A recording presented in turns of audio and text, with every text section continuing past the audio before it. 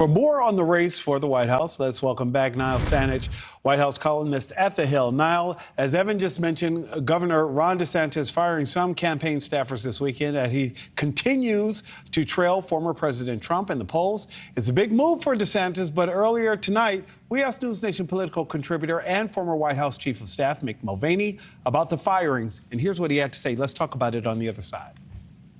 Firing 12 mid-level, low-level staffers isn't that big a deal for a campaign. Yes, you never want that story to get out there. You never want to have to lay people off at all, but it's not like it means the campaign is going to grind to a halt. It's a relatively small change. But again, you don't ever want to make even the smallest changes because it shows a little bit of weakness.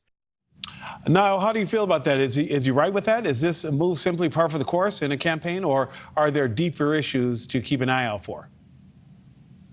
I think it is bad news for DeSantis. Now, Mick's quite right. It doesn't mean that the campaign's going to fall apart or that Governor DeSantis is doomed. But let's remember, Nick, we are less than 2 months from Governor DeSantis declared his candidacy.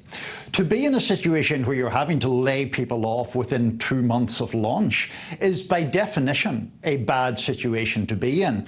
And it becomes a worse situation because it is in tandem with these poll ratings that have really plateaued since the governor joined the race. There hasn't been at all much sign of the momentum that he and his supporters were hoping for. So does it mean the race is over or he's finished? No, not at all. But it's bad news for him, no question about that. In a race with Donald Trump, Niall, who tends to pounce on opponents' weaknesses?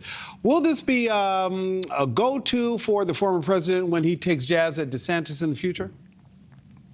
I'm sure it will. I mean, former President Trump is not only prone to those kind of personal attacks, he's also keen to extol his own record as a businessman and all of that. So the mere fact that DeSantis is having to lay off people at this rate does contribute to Trump's narrative, Trump's preferred narrative, that the Florida governor is struggling.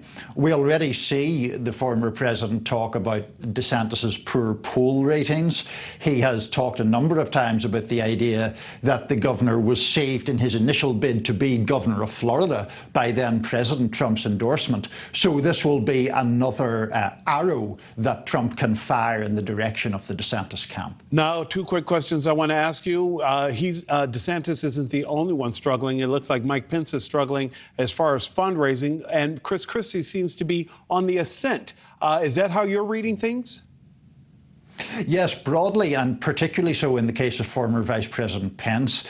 1.2 million is a very bad number for him. Money does talk. The lack of money sometimes talks, and I think what it's saying there is that there is a lack of Republican enthusiasm, for the former Vice President. Now, Chris Christie isn't doing, amazingly in fundraising, but he's doing enough to sustain his bid. There's always been a question, Nick, about whether Chris Christie is really running for the nomination or whether he's running to do Donald Trump damage. And so long as he can stay in the race, he can do either of those things. And Chris Christie has said the only way to beat Trump is to go through him. Niall Stanage, thanks for speaking with me again tonight.